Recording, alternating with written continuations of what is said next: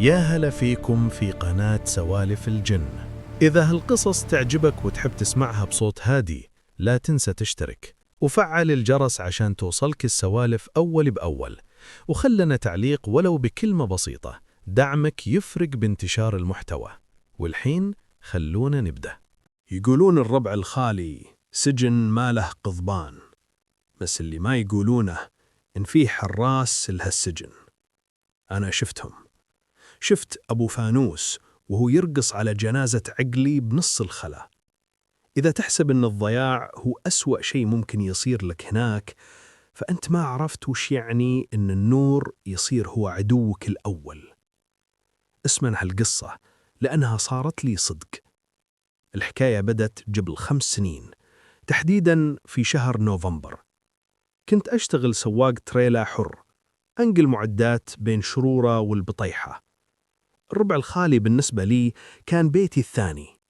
كنت أحس أني حافظ الرمل حبة حبة، بس ذيك الليلة الأرض كان لها راي ثاني. طلعت من شرورة متأخر، والجو فيه نسمة برد غريبة، ومو برد شتاء عادي، لا، برد ينخر بالعظم. عبيت التانكي فل وتأكدت من الموية وتوكلت على الله. الطريق ببدايته كان هادي، وصوت الماكينة كان هو ونيسي الوحيد في ذيك الظلمة اللي تشبه قاع البحر. بعد 3 ساعات سواقة بدأ شيء غريب يصير. الراديو اللي مشغله على إذاعة القرآن بدأ يطلع منه وشوشة حادة، بس ما كان يقرب بسيارة تمشي. النور كان ينقز، يرتفع فوق الطعس وينزل بالبطين بسرعة خرافية. ما فيه صوت ماكينة ولا فيه غبار ولا سيارة، مجرد كتلة ضوئية تتحرك بذكاء. هنا تذكرت سوالف الشيبان عن أبو فانوس، الجن اللي يطلع للمسافر الضايع يغويه بالنور عشان يلحقه لين يرميه بوسط الهيام رمال متحركة، ولا يخليه يموت عطش وهو يلحق سراب. تعوذت من إبليس وقعدت أقرأ آية الكرسي بصوت عالي: الله لا إله إلا هو الحي القيوم. كل ما يعلو صوتي بالقرآن النور كان يهيج، بدأ يلف حوالين التريلة بشكل دائري سريع، لدرجة أني صرت أشوف خيط نور يحيطني من كل جهة. وفجأة وقف النور تماماً قدام القزاز الأمامي. النور كان على بعد 1 متر بس، ما كان وراه سيارة ولا كان وراه إنسان. كان فانوس حديدي قديم مصدي وأطرافه منفخة، معلق بالهواء بدون أي شيء ماسكه. والنار اللي داخله ما كانت نار طبيعية، كانت نار زرقة تهتز كأنها قلب ينبض. سمعت صوت خمش على حديد التريلا مو برا، كأن فيه أظافر طويلة وقوية تحاول تفتح الباب. جسمي كله قام ينتفض، غطيت راسي بيديني، وبقدرة قادر السيارة اشتغلت. ما أدري كيف ولا أدري ليه، بس الماكينة زأرت كأنها أسد. ما انتظرت ثانية واحدة، عشقت الجير ودعشت بنزين للآخر. ما كنت أشوف وين أنا رايح، المهم أني أبعد عن ذاك النور. كنت أمشي بسرعة 120 بأرض وعرة، والتريلة تنقز بيمين ويسار. كنت أطالع بالمراية وأشوف أبو فانوس للحين وراي، مو بس 1، صاروا 2، 3، 10. أنوار كثيرة بدت تطلع من تحت الرمل وتلحقني كأنها جيش من الأرواح. دخلت منطقة غراميل، تكوينات صخرية، وحسيت أن الكفرات بدت تغوص. الأرض صارت سبخة، السيارة بدت تثقل لين وقفت تماما. حاولت أدعس، الكفرات صارت تدور حول نفسها وتحفر بالأرض. خلاص انتهيت يا فلان، هذه اللي قلتها لنفسي. نزلت من السيارة وركضت، كنت أحس بظلال تلحقني وأسمع أصوات تناديني باسمي: يا محمد تعال الطريق منا يا محمد. أصوات تشبه صوت أخوي وصوت أمي وصوت رفيقي اللي مات من سنين. كنت أسكر أذاني وأركض وأنا أصيح. الركض بالربع الخالي بالليل كأنك تركض بحلم ما لها نهاية. الأرض تبلعك والظلمة تضغط على صدرك.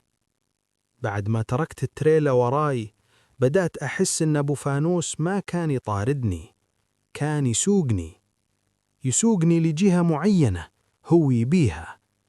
فجأة شفت ضي نار حقيقية هالمرة، مو فانوس، نار مخيم.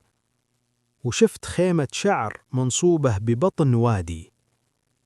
قلت بنفسي: هذا الفرج يا محمد، هذولا عرب، هذولا بشر. ركضت والدموع تغش عيوني. وصلت للمخيم ولقيت شايب جالس عند النار، لابس فروة قديمة ومعطيني ظهره. ناديت بصوت مبحوح: يا عم فزعتك، أنا ضايع وأبو فانوس وراي. الشايب ما تحرك، بس قال بصوت يشبه حفيف الشجر اليابس: اقعد يا ولدي، اقعد واذكر الله، النار تدفي والربع الخالي ما يرحم الغريب. قعدت ويدي ترجف وهي تقرب من النار، بس لاحظت شيء غريب: النار ما لها حرارة. كنت أحط يدي فوق اللهب وما أحس بشيء. طالعت بالشايب وسألته: يا عم، وين حلالك؟ وين موترك؟ كيف جالس هنا لحالك؟ الشايب التفت لي ببطء شديد، ولما شفت وجهه بغى عقلي يطير. ما كان له وجه، مكان العيون كان فيه فراغ أسود، ومكان الفم كان فيه نور يشبه نور الفانوس اللي كان يطاردني. ضحك الشايب وصوته صار يتردد بالوادي كأنه صدى من بير عميق: أنا موالي حالي يا ولدي، إحنا كلنا هنا. التفت حولي ولقيت الخيمة اللي كانت وحده صارت مئات، وكل خيمة طالع منها واحد يشبه هالشايب، كلهم بدون ملامح وكلهم شايلين فوانيس. هنا عرفت أني دخلت مدينة الجن اللي يحكون عنها أهل الخلاء، مدينة تطلع وتختفي مع ضوء القمر. قمت مفزوع وركضت بالاتجاه المعاكس. كنت أسمع أصواتهم وراي، أصوات حوافر خيل تجري، وأصوات فانوس يدق بالصخرة. أبو فانوس الحين ما عاد هو نور واحد، صار جيش من الأنوار يزحف وراي فوق الطعوس. طحت على وجهي ولقيت قدامي جمجمة جمل قديمة، وبديت أحفر بالرمل بيأس. تذكرت وصية جدي: إذا حاصرك جن الخلا أدفن نفسك بالرمل واقرأ المعوذات، الرمل ستر والذكر حصن. دفنت نص جسمي وغطيت راسي بطرف ثوبي، وبديت أقرأ وأكرر: قل أعوذ برب الفلق، قل أعوذ برب الناس. حسيت بخطواتهم فوق راسي، حسيت ببرودة أنوارهم وهي تمر من فوقي كأنها تيار كهرب. سمعت واحد منهم يقول بصوت حاد: وين راحت الريحة؟ كانت هنا، ريحة الطين والدم. والثاني يرد عليه: الأرض بلعته، الربع الخالي أخذ حصته. بقيت مدفون ما أدري كم ساعة، دقيقة، ساعة، الوقت هناك ما له قيمة، لين بدأ خيط النور الأول حق الفجر يكسر سواد الليل. طلعت راسي من الرمل. الدنيا كانت هدوء تام، المخيم اختفى، الشايب اختفى، والأنوار ذابت كأنها فص ملح. قمت أمشي وأنا أجر جولي. وصلت للتريل حقتي بعد مسيرة ساعات. لقيتها هيكل عظمي. السيارة اللي كانت جديدة البارح الحين مصدية، الكفرات ممسوحة، والقزاز كأنه مر عليه 100 سنة. هنا استوعبت الحقيقة المرة: أنا ما ضعت ليلة وحدة. أبو فانوس إذا مسكك يسرق من عمرك. طالعت بمراية السيارة المكسورة. وقتها عرفت إني كنت تايه وقت طويل من غير ما أحس بالزمن. أنا دخلت الربع الخالي وطلعت منه وأنا مو أنا. تجربة مرعبة عشتها مع أبو فانوس يا جماعة الخير. نصيحة لكم: إياكم تتبعون أي أضواء حتى لو كانت تبان حقيقية، خصوصاً بصحراء الربع الخالي. وقبل ما ننتقل لقصتنا الثانية والأرعب من صحراء رماها باليمن، إذا كانت هالقصص تشدك وتخليك تعيش جو الغموض، أتمنى تشترك في قناة سوالف الجن وتفعل جرس التنبيهات. ضغطة لايك منك هي أكبر محفز لي عشان أستمر وأبحث لك عن أقوى وأخطر القصص الحقيقية الموثقة. دعمكم هو اللي يخلي سوالف الجن تستمر وتكبر بكم. والحين خلونا نرجع للرعب. هذه قصتنا الثانية. الضوء اللي تشوفه من بعيد مو نجاة، هذا فخ يسحب روحك لعمق الصحراء. اسمعوا وش صار في رمال رماه في اليمن، وكيف النور صار هو النهاية. قصتي بدت قبل 2 سنين. كنت طالع بشاص من منطقة مأرب ومتوجه لحضرموت عن طريق رماه. اللي يعرف هالطريق يعرف إنها مقطعة، لا إرسال جوال ولا بشر، بس رمل وسراب وجبال تضيع فيها الروح. كانت الساعة تقريباً 1:00 الليل، والجو هادي زيادة عن اللزوم. كنت أسوق بسرعة 100 وأنوار الشاص تشق الظلمة شق، وفجأة وبدون أي مقدمات بدت لمبة الماكينة ترمش. السيارة بدت تثقل، وصوت الماكينة صار ينبح كأن في شيء كاتم نفسه. هديت السرعة ونزلت القزاز عشان أشم الريحة. كانت ريحة كبريت قوية وكريهة، ريحة تشبه ريحة البيض الفاسد بس أقوى. وقفت السيارة على جنب ونزلت معاي الكشاف. البرد كان ينخر بالعظم، كان فيه واحد ماسك ثلج ويلمس ظهري. بديت ألف حول الشاص، فحصت الكفرات والزيوت، كل شيء كان سليم. لكن بذيك اللحظة لمحت شيء بالمراية الجانبية، نور أصفر يشبه نور السراج القديم. كان بعيد عني بمسافة 1 كيلومتر تقريبا، جهة الرمال العالية. قلت بنفسي يمكن هذولا بدو ولا عابرين سبيل. رفعت يدي وأشرت بالكشاف، لمحت لهم 2 مرات. النور تحرك وبدأ يقرب مني بسرعة خرافية، سرعة ما تقدر عليها أي سيارة في هالرمل. كان ينقز فوق الطعوس كأنه كورة مشتعلة وبدون ما يطلع أي صوت. ركبت الشاص بسرعة وقفلت الأبواب. قلبي بدأ يدق بصدري كأنه طبل. حاولت أدق سلف بس السيارة ميتة، الأجهزة الكهربائية كلها طفت، حتى الساعة اللي بيدي وقفت عقاربها. النور الحين صار وراي مباشرة، وصار المكان كله أصفر كأنه صار ظهر. التفت ببطء للخلف وشفته. ما كان فانوس عادي، كان كتلة ضوء مشع، وداخلها شيء يتحرك، شيء يشبه اليد الطويلة وأصابعها تنتهي بمخالب حادة. النور بدأ يلف حول الشاص، وبديت أسمع صوت خمش على حديد الباب. صرخت بأعلى صوتي: يهوه ابعدوا عني! بس الجواب كان ضحكة خافتة.